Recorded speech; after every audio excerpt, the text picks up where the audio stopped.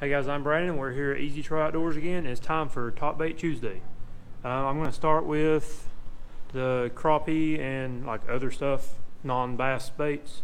This is for week of April 19 through 25.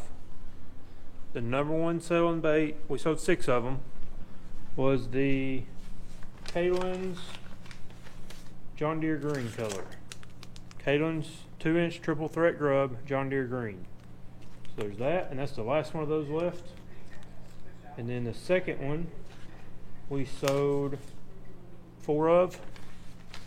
That is same thing, Kalin's. There's 2 of these left. It's green weenie color. So that. John Deere Green, it's actually one of our best selling colors of crappie stuff all the time. Next bait, we also sold 4 of these. It's not technically a crappie bait. There's a lot of white bass being caught right now, and that's what probably most people's using these for. And that is the Worden's Original Rooster Tail, 1/8 ounce in white. So that bait there. Now for the bass stuff. Our number one top selling bait we sold 6 of, and it was a Zoom trick worm. Let's see, they are right here. Zoom trick worm in green pumpkin, purple green. It's kind of a weird color, but we're totally out of them now. We sold 6 of them. So I'm just going to grab a random pack. This is watermelon candy, but that's a Zoom trick worm. It's just a longer Zoom finesse worm pretty much. Next up, we sold 4 of these, and this is one of my all-time favorite baits ever. I've caught fish my whole life using this. Rapala DT6 in hot mustard. Last one left. It's one of my favorite baits.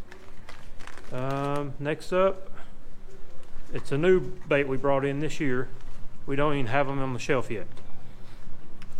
We've had them back in the back in boxes. I just put them up front, and we sold 4 of them. So I guess the guy dug them out of boxes, or he asked for them, and we gave them to him.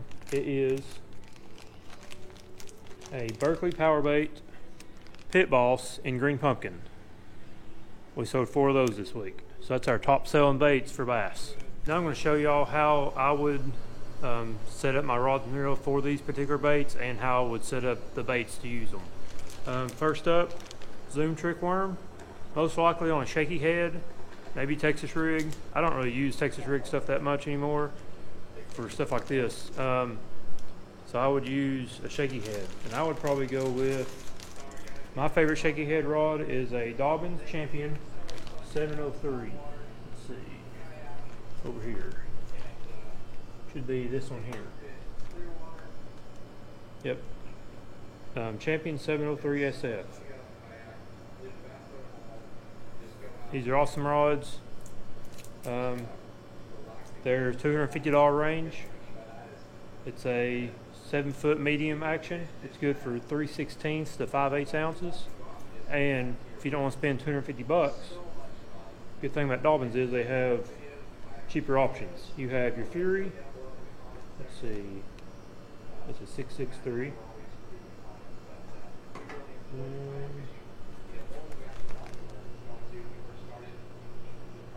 I don't have it in a Fury. A Coke, they are $80, and it's the same 703 SF. 3/16 to 5/8, medium action, 7 foot. Great rods.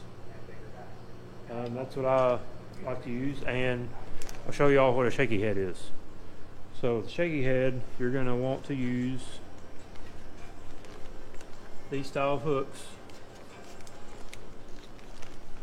That's a Owner shaky type hook, or jig head, and there's other brands too. There's Missile, there's Spot Removers, there's some other ones we're out of, but that's how you want to do it. And it has, what makes a shaky head different, it has a little spring, or some of them don't have a spring, but most of them do.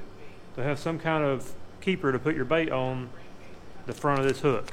So you can see that spring there, and you just screw the head of that worm on there, and then poke your hook into the worm. And that's all you gotta do for a shaky head. It's a great technique. I've caught tons of fish doing it. That's one of the probably best techniques ever made for bass. Let's put that up. And reel wise, forgot about that. Reel wise, you just want a good spinning reel. I prefer Daiwa. So the basic Daiwa Revros, I would pick probably a 2500 size.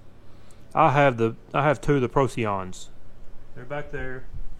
This one here, Procyon 2500. That's what I prefer. The Fuego is a good reel, $100. So that's what I prefer in reels. 2500, 3000 size. Line, I prefer 8-pound fluorocarbon. So, and I like Seaguar InvizX, 8-pound. The Red Label is good too, but not for spinning reels. The InvizX is softer and more limp. It handles a lot better on spinning reels, so I prefer that. And this year, I'm starting to try braid backing with fluorocarbon leader. I know that's been around forever, but I'm just now starting to play around with it. So that's going to be my plan for this year. Playing with my line stuff and seeing how I like a braid backing. That way I'm not using a ton of line. I can just keep braid on it and then change out the leader or the small amount of fluorocarbon or mono that's on it. Next bait. Let me dig it out of my pocket here.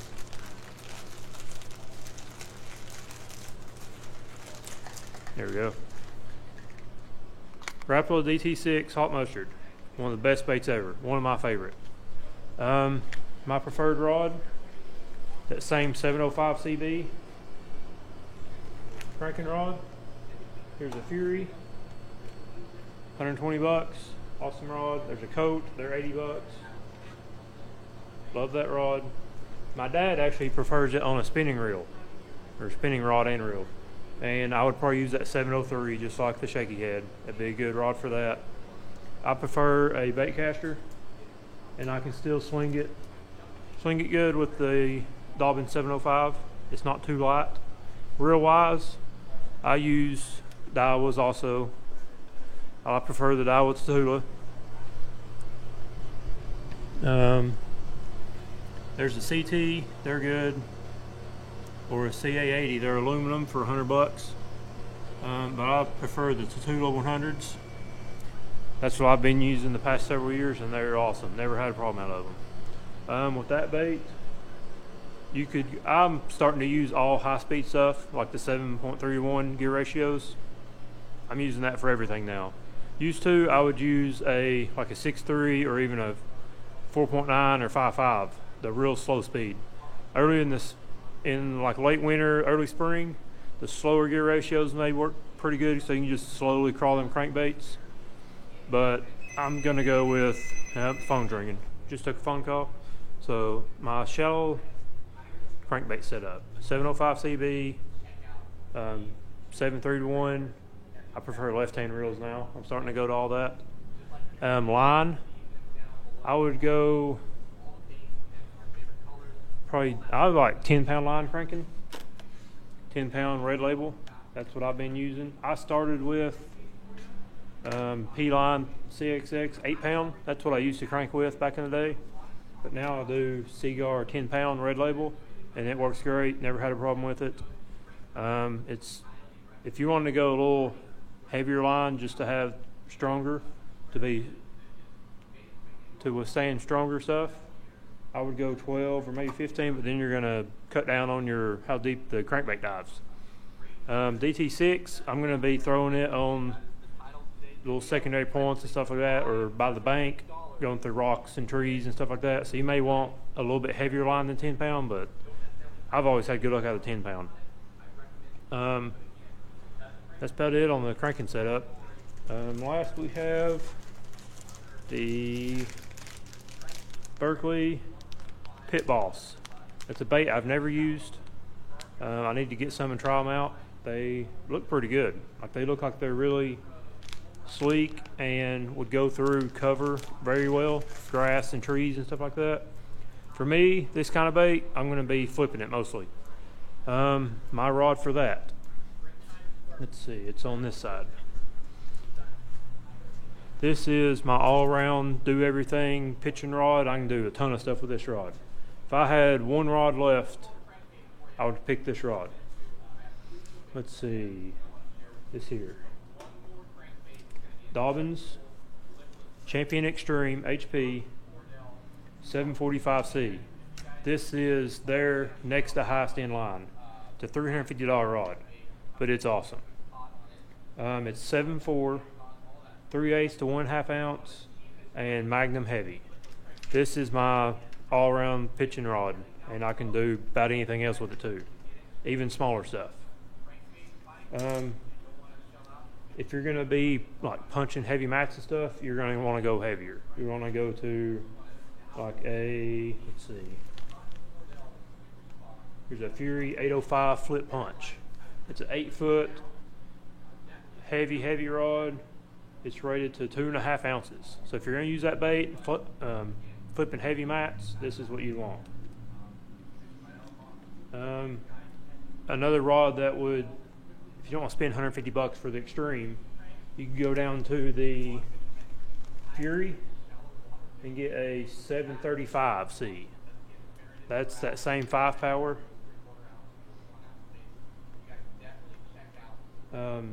It's rated for 1/4 to 1.5 ounces to Magnum heavy 7.3. So that one's 7.4. That one's close. So that'd be my budget flipping rod, the 735. And I've used chatterbaits and spinner baits and buzz baits and stuff with that rod, and it does everything really well. Frogs, great frogging rod. But you're gonna want at least like a 7.3 to 7.6 like heavy or extra heavy rod. But you want it to have enough tip so that you can cast it and stuff like that too if you need to. Flipping wide, or let's go reel. Reel, I use an 8-to-1 gear ratio. I want the highest I can get, and I prefer left hand so you're not switching hands. Let's see. So here's a left hand reel and rod.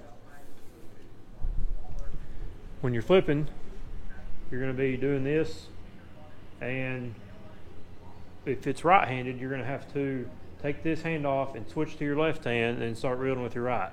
So if you use a left-hander, you can do it all with one and then put your left hand on the handle, and you don't never have to switch hands. So you can just constantly do that.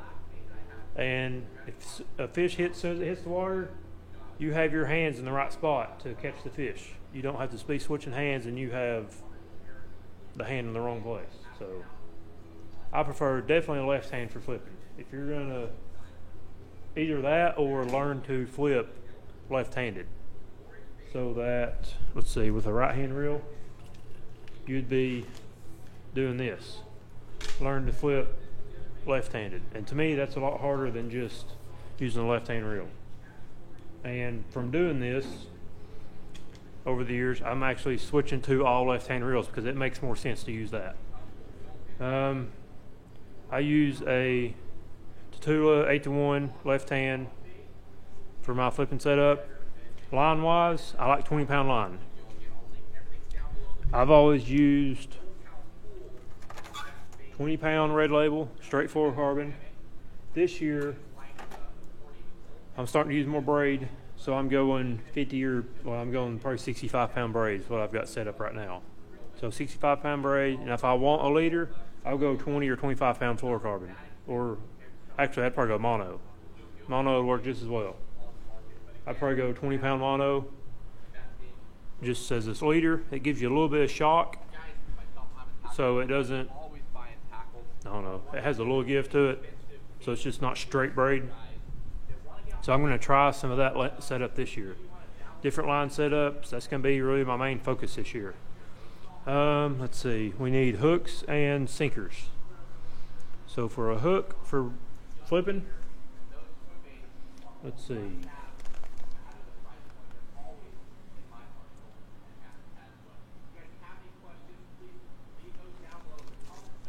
There we go. The Gamakatsu heavy cover worm hook, great hook. a flipping hook, it's going to have a straight shank, and it's going to have the little keeper up top. That way your bait doesn't slide down. That's a 4/0. That'd be a good size. Let's see.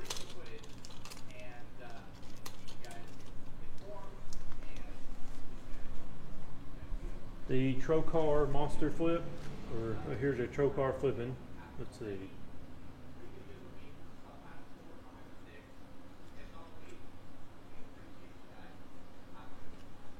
Yeah. Trocar flipping or Monster Flip, another good hook option. The keeper collar on the Trocar is a little bit bulky, but it does have double barbs. So any of that kind of hook is good. And you want to go tungsten when you're flipping. So tungsten weight, they are expensive, but they're well worth it. You can feel a lot better, and it's not a huge weight, and you can actually get through stuff with that smaller tungsten weight. So that's the best setup for that. Something I've been playing with is the Tokyo rig for flipping. I like how versatile it is. You can, let me find some of those. So these are Tokyo rigs by VMC. There's a HD flipping model that has the straight shank hook. Then here's the normal one with just an extra wide gap hook. What's good about these is you tie to this swivel and you put your sinker here. You can actually do one or you can do two. If you put two, you can do them pointing the way this way and pointing the way down, and it will click together and make sound. Good thing about this is you can easily change out your sinker. You don't have to retie to change out your weight or nothing like that. So that's something I've been trying towards the end of last year that I like for flipping or just anything really. Thanks for watching. That's my ways on how I set up these 3 different baits, and check back next time for the next Top Bait Tuesday. See y'all.